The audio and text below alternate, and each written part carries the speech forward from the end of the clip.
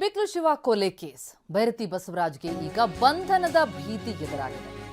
ತಲೆಮರೆಸಿಕೊಂಡಿರುವ ಭೈರತಿ ಬಸವರಾಜ್ಗಾಗಿ ಸಿಐಡಿಯಿಂದ ಶೋಧ.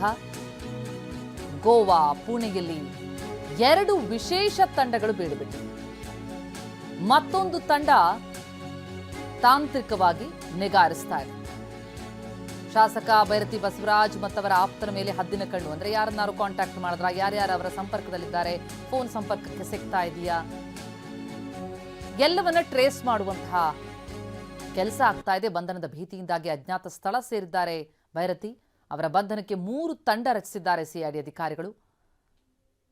ಬಿಕ್ಲು ಶಿವ ಹತ್ಯೆಯಾದ ಮೇಲೆ ಅದಕ್ಕೆ ಸಂಬಂಧಪಟ್ಟಂತೆ ಯಾರ ಕೈವಾಡ ಅನ್ನೋದ್ರ ಬಗ್ಗೆ ತನಿಖೆಯನ್ನು ನಡೆಸ್ತಾ ಹೋದಾಗ ಅದರ ಪ್ರಮುಖ ಆರೋಪಿಗಳ ಜೊತೆ ಭೈರತಿ ನಂಟಿರುವಂಥದ್ದು ಅಲ್ಲಿ ತನಿಖೆಯ ಸಂದರ್ಭದಲ್ಲಿ ಗೊತ್ತಾಗಿದ್ದು. 5ನೇ ಆರೋಪಿಯಾಗಿ ಅವರನ್ನು ಸೇರಿಸಲಾಗಿದೆ.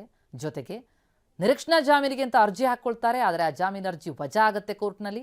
ವಜಾ ಆಗ್ತಾ ಇದ್ದಂತೆ ಪೊಲೀಸರು ಅಲರ್ಟ್ ಆದ್ರು, ಅವರನ್ನು ವಶಕ್ಕೆ ಪಡೆಯೋದಕ್ಕೆ ಅಂತ ಮುಂದಾಗಿದ್ದಾರೆ. ಆದರೆ ಸೆಷನ್ಗೆ ಹೋದಂತಹ ಭೈರತಿ ಬಸವರಾಜ್ ಅಲ್ಲಿಂದ ಎಲ್ಲಿಗೆ ಹೋದ್ರು ಅನ್ನೋದ್ರ ಬಗ್ಗೆ ಪತ್ತೆ ಇರಲಿಲ್ಲ. ನೆನೆ ಪುಣಾದಲ್ಲಿದ್ದಾರೆ ಅನ್ನೋದ್ರ ಬಗ್ಗೆ ಖಚಿತ ಮಾಹಿತಿಗಳು ಲಭ್ಯ ಆಗಿತ್ತು. ಆದರೆ ಇನ್ನೂ ಕೂಡ ಅಜ್ಞಾತ ಸ್ಥಳದಲ್ಲಿದ್ದಾರೆ ಅನ್ನುವಂಥದ್ದು ಸಿಗ್ತಾ ಇರೋ ಮಾಹಿತಿ. ಬೆಂಗಳೂರು ಕೆಆರ್ಪುರ ಕ್ಷೇತ್ರದ ಬಿಜೆಪಿ ಶಾಸಕರಿಗೀಗ ಬಂಧನದ ಭೀತಿ.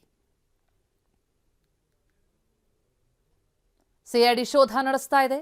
3 ತಂಡಗಳಾಗಿ ವಿವಿಧ ಕಡೆಗಳಲ್ಲಿ ಶೋಧ ಕಾರ್ಯವನ್ನ ನಡೆಸಲಾಗ್ತಾ ಇದೆ. ಟೆಕ್ನಿಕಲ್ ಎವಿಡೆನ್ಸ್ ಇಟ್ಕೊಂಡು ಕೂಡ ಶೋಧವನ್ನ ನಡೆಸ್ತಾ ಇದ್ದಾರೆ. ಜೊತೆಗೆ ಪುಣೆ, ಮಹಾರಾಷ್ಟ್ರದಲ್ಲಿ, ಗೋವಾದಲ್ಲಿ ಪ್ರಮುಖವಾಗಿ ಪರಿಶೀಲನೆಯನ್ನ ನಡೆಸಲಾಗ್ತಾ ಇದೆ. ಜಗದೀಶ್ ಅಲಿಯಾಸ್ ಜಗ್ಗ, ರೌಡಿಶೀಟರ್ ಬಿಕ್ಲು ಶಿವ ಕೊಲೆ ಪ್ರಕರಣದಲ್ಲಿರುವಂತಹ ಪ್ರಮುಖ ಆರೋಪಿ, ಆತನ ಜೊತೆ ಇನ್ನೊಬ್ಬ ಆರೋಪಿ ಅಜಯ್ ಜೊತೆ ಭೈರತಿಗೆ ನಂಟಿದೆ ಅನ್ನುವಂಥದ್ದು. ಅಂದರೆ ಫೋಟೋಗಳನ್ನು ತೆಗೆಸ್ಕೊಂಡಿರೋದು, ಜೊತೆಗೆ ಒಟ್ಟಿಗೆ ಯಾತ್ರೆ ಹೋಗಿರೋದು, ಕುಂಭಮೇಳಕ್ಕೆ ಹೋಗಿರೋದು, ಇದೆಲ್ಲವೂ ಕೂಡ ಹೀಗೆ 10 ಸಾಕ್ಷ್ಯಗಳನ್ನು ಕಲೆ ಹಾಕಿರುವಂತಹ ತಂಡ. ಇದಕ್ಕೆ ಸಂಬಂಧಪಟ್ಟಂತೆ ಈಗ ಅವರನ್ನ ಸೆರೆ ಹಿಡಿಯುವುದಕ್ಕೆ ಮುಂದಾಗ್ತಾ ಇದೆ. ಜೊತೆಗಿದ್ದವರಿಗೂ ಕೂಡ ತಿಳಿಸದೆ ಶಾಸಕ ಭೈರತಿ ಬಸವರಾಜ್ ನಾಪತ್ತೆ. 1 ಬಾರಿ ಜೈಲು ಸೇರಿದ್ರೆ ಜಾಮೀನು ಸಿಗೋದು ಕಷ್ಟ. ವಿನಯ್ ಕುಲಕರ್ಣಿ, ಪ್ರಜ್ವಲ್ ರೇವಣ್ಣ ವಿಚಾರದಲ್ಲೂ ಕೂಡ ಇದೇ ಆಗಿತ್ತು. ನಾಳೆ ನಿರೀಕ್ಷಣಾ ಜಾಮೀನು ಅರ್ಜಿ ವಿಚಾರಣೆ ಬರಲಿದೆ. ಜಾಮೀನು ಸಿಗದೇ ಇದ್ದಲ್ಲಿ ಸರೆಂಡರ್ ಆಗಲೇಬೇಕು. ಹೀಗಾಗಿ ನಾಳೆ ಕೋರ್ಟಲ್ಲಿ ಏನಾಗಬಹುದು ಅನ್ನೋದ್ರ ಬಗ್ಗೆ ಭೈರತಿ ಬಸವರಾಜ್ ಭವಿಷ್ಯ ನಿರ್ಧಾರ ಆಗತ್ತೆ. ಈ ಬಗ್ಗೆ ಡೀಟೇಲ್ಸ್ ಪಡೆಯೋಣ. ನಮ್ಮ ಪ್ರತಿನಿಧಿ ವಿಕಾಸ್ ಈಗ ಸಂಪರ್ಕದಲ್ಲಿದ್ದಾರೆ. ವಿಕಾಸ್, ಭೈರತಿ ಬಸವರಾಜ್ಗೆ ಈಗ ಬಂಧನದ ಭೀತಿ, ಏನೇನು ಮಾಹಿತಿಗಳು ಲಭ್ಯ ಆಗ್ತಾ ಇದೆ, ಎಲ್ಲಿದ್ದಾರೆ ಅನ್ನೋದ್ರ ಬಗ್ಗೆ ಸುಳಿವು ಸಿಕ್ಕಿದೆಯಾ, ಹೇಗೆ?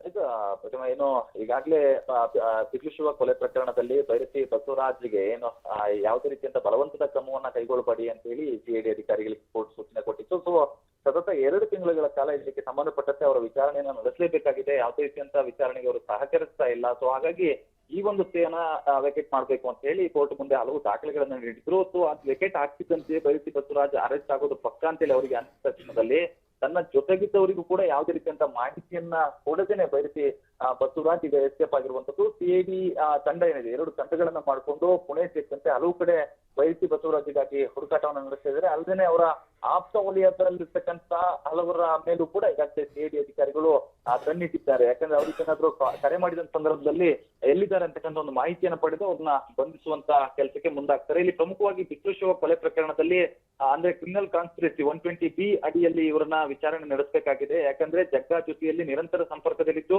ಬಿಕ್ಲು ಶಿವ ಕೊಲೆಗೆ ಇವರು ಒಂದಷ್ಟು ಪ್ಲಾನಿಂಗ್ ಅನ್ನ ರೂಪಿಸಿಕೊಟ್ಟಿದ್ರು ಅಂತಕ್ಕಂಥ ಒಂದು ಮಾಹಿತಿ ಕೂಡ ಇರುವಂತದ್ದು. ಅಲ್ಲದೆ ಒಂದಷ್ಟು ಆಡಿಯೋಗಳನ್ನ ಏನು ಬಿಕ್ಲು ಶಿವ ಪತ್ನಿಯವರು ನೀಡಿದ್ದಾರೆ ಅಂತ ಹೇಳಿ ಮಾಹಿತಿ ಇದೆ. ಸೊ ಹಾಗಾಗಿ ಅವ್ರನ್ನ ವಶಕ್ಕೆ ಪಡೆದು ವಿಚಾರಣೆ ನಡೆಸಲು ಅನಿವಾರ್ಯವಾಗಿದೆ. ಯಾವುದೇ ಕ್ಷಣದಲ್ಲಾದ್ರೂ ಭೈರತಿ ಬಸವರಾಜ್ ಅರೆಸ್ಟ್ ಆಗುವಂತ ಸಾಧ್ಯತೆ ಇದೆ. ಥ್ಯಾಂಕ್ ಯು ತಮ್ಮೆಲ್ಲ ಮಾಹಿತಿಗೆ.